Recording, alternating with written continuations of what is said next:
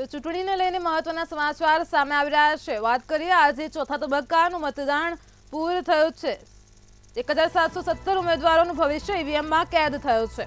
તો સમાચાર સામે આવ્યા છે। 10 રાજ્યોમાં 96 બેઠક પર મતદાન પૂર્ણ થયું છે। આ સાથે જ 96 બેઠક પર કુલ 62.56% મતદાન થયું છે।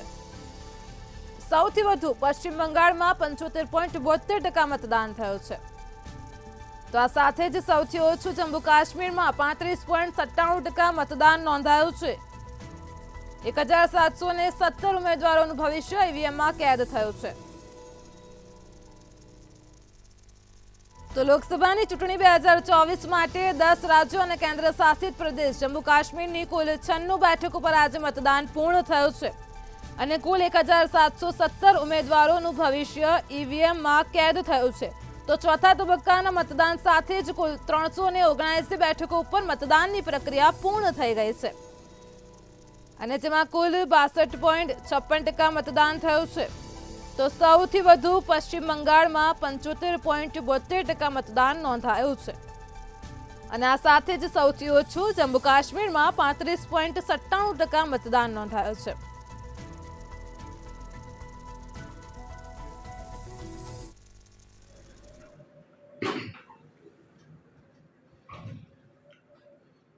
દેશમાં લોકસભાની ચૂંટણીનો માહોલ ચાલી રહ્યો છે। અત્યારે હાલ 10 રાજ્યોની 96 બેઠકો ઉપરનું મતદાન પૂર્ણ કરી દેવામાં આવ્યું છે।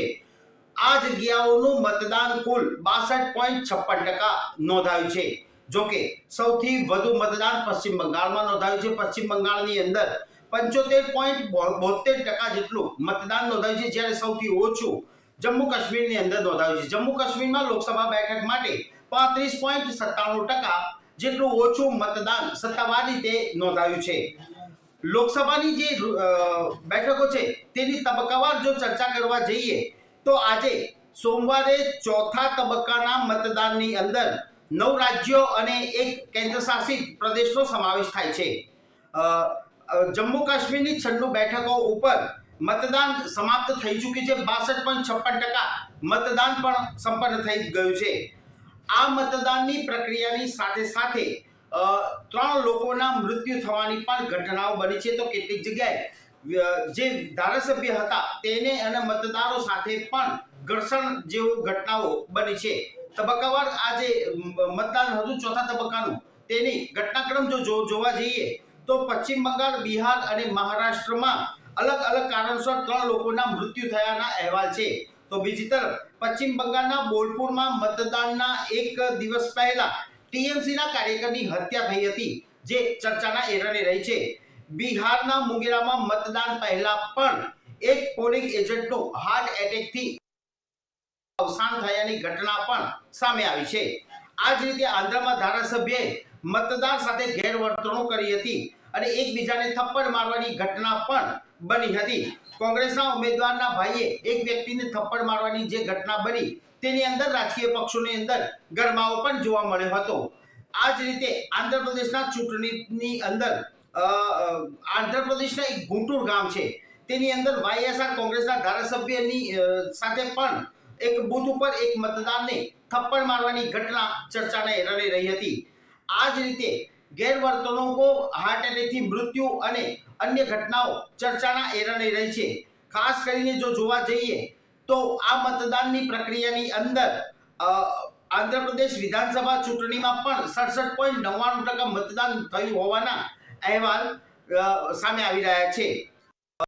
ખાસ કરીને આ જે લોકસભાની બેઠકોની રસાકસીવાળી ચૂંટણી હતી તેની અંદર અનેક ઘટનાઓ પણ સામે આવી છે। એમાં શત્રુઘ્ન સિંહાવાળી જે બેઠક છે તે પોતે જીતી જશે તેવો દાવો પણ પૂનમ સિંહા દ્વારા કરવામાં આવ્યો છે। તે જ રીતે આસનસોલથી ટીએમસીના ઉમેદવાર શત્રુઘ્ન સિંહાની પત્ની પૂનમ સિંહાએ કહ્યું હતું કે શત્રુઘ્ન સિંહાની જીત માટે આ બેઠક ખૂબ જ સુકન્યાર છે અને પોતે આ ચૂંટણી 100% જીતી જશે। તે જ રીતે બહેરામપુરામાં યુસુફ પઠાણે તેમની સામે કોઈ પડકાર નહીં હોવાનો દાવો કર્યો છે।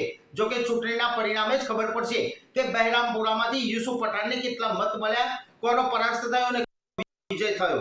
તે જ રીતે જો જોવા જઈએ તો અધીર રંજાઈને એવી સ્પષ્ટતા કરી છે કે બહેરામપુરાથી ટીએમસી ને જીતવા નહીં દઉં.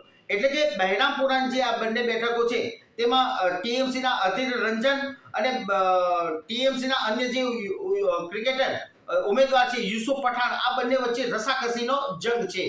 આ રીતે જો જોવા જઈએ તો શરદ પવાર જૂથ પણ પોતાની બેઠકો જીતવા માટે જીતનો દાવો કરી રહ્યા છે. એ જ રીતે આંધ્રપ્રદેશના મતદારો ની અંદર જે ગેરવર્તણૂક થઈ તે રાજકીયના કારણે મતદાન ઉપર સીધી અસર થઈ હોય તો નવાઈ પણ નહીં. માધવી લતાએ મહિલાઓના મતદાન સમયે બુરખો હટાવીને તેમના ચહેરા ચેક કરવાનો પ્રયાસ કર્યો હતો. આધાર કાર્ડ સાથે મહિલાઓના બુરખા હટાવીને તેનો ચહેરો ચેક કરવાનો જે પ્રયાસ કર્યો હતો તે ચર્ચાના એરણે રહ્યો હતો, જેના કારણે તેમની સામેની પાર્ટીમાં પણ આક્રોશ હતો અને એક ઉમેદવાર આ રીતનું વર્તન ન કરી શકે તેવી ચર્ચા એરણે પણ રહી હતી. જોકે હૈદરાબાદના બીજેપીના ઉમેદવાર માધવી લતાએ કેટલાક બૂથ ઉપર સરપ્રાઇઝ ચેકિંગ કરી હતી, જ્યાં મુસ્લિમ મહિલાઓ જે બુરખો પહેરીને મતદાન કરવા માટે આવી હતી તેમના ચહેરા અને આધાર કાર્ડમાં દર્શાવેલો ચહેરો ખરાઈ કરવા અને ચેક કરવાનો પ્રયાસ કર્યો હતો, જે પણ ચર્ચાના એરણે રહ્યો હતો અને તેમના આ બાબતમાં પણ અનેક રાજકીય ચર્ચાઓ એરણે રહી હતી. આ જ રીતે જો જોવા જઈએ તો લોકસભાના ચોથા ચરણની અંદર 10 રાજ્યો અને 96 બેઠકો ઉપરનું મતદાન વિવિધ ઘટનાઓથી સંપન્ન થયું છે, પરંતુ આ ચૂંટણીની રસાકસી બાદ હવે કોણ જીતશે અને કોણ હારશે તે તો પરિણામના દિવસે જ ખબર પડશે. તો 10 રાજ્યોમાં 96 બેઠક પર મતદાન પૂર્ણ થયું છે.